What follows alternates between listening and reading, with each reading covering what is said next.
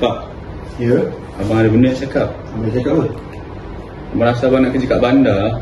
Kenapa abang nak kerja kat bandar? Gaji kat bandar besar, Pak. Ya ke? Cuba bapak tengok gaji kawan-kawan abang semua. Banyak dapat tu. Kereta besar. Kenapa abang tak nak kerja kat sini? Gaji sini sikit, Pak. Sikit ke? Sikit, tak cukup. Tak boleh. Boleh lah, Pak. Tak boleh. Boleh lah. Alif, kau tengok tu mak kau tu. Kau tengok, sakit lah dia sekarang tu. Kau tak kesian je?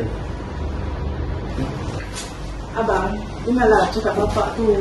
Duduk kat rumah je, tolong mak. Kalau mau dengar mak kau tu. Datang mak pergi hospital, tolong ambil ubat. Mak bapak sama. Bang, pergi mana tu bang? Pergi juga. Jangan keluar. Bang! Bang, kau nak pergi mana bang? Bang, kau tengoklah mak kau bang. Kau tak kesian ke bang? Ada bapak lah, ni apa? Bang, balik bang. Ikut kau bang, aku tak mengaku kau anak aku bang.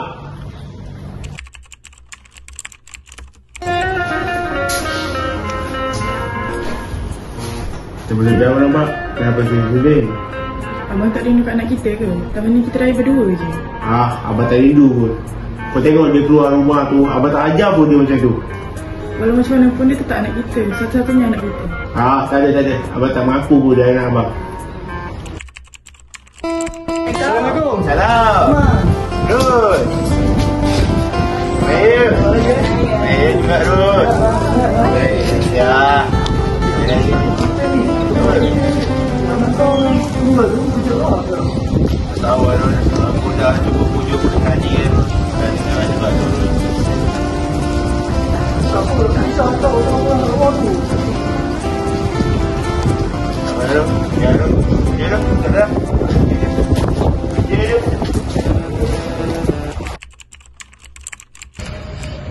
Fik, kau tak nak balik kampung ke? Tak kot. Berapa lama lah kau raya kat bandar? 3 tahun. Kau tak rindu mak ayah kau ke? Kau tak kisah dengan diorang? Mungkin diorang rindu kat kau.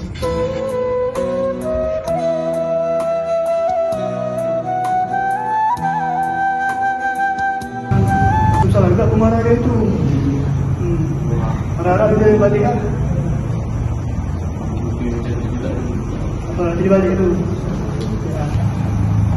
Ini bukan anak kau Sonal? Ini anak kau tu. Apa?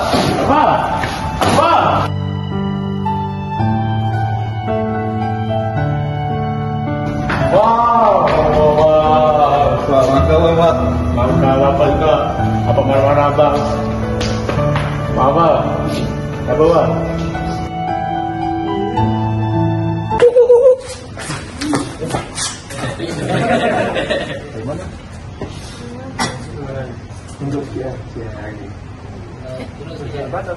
Okey, boleh. Assalamualaikum. Kami dari program Diploma Teknologi Mekatronik Sistem Kawalan ingin mengucapkan Selamat Hari Raya Aidilfitri. Maaf lahir dan batin. And action.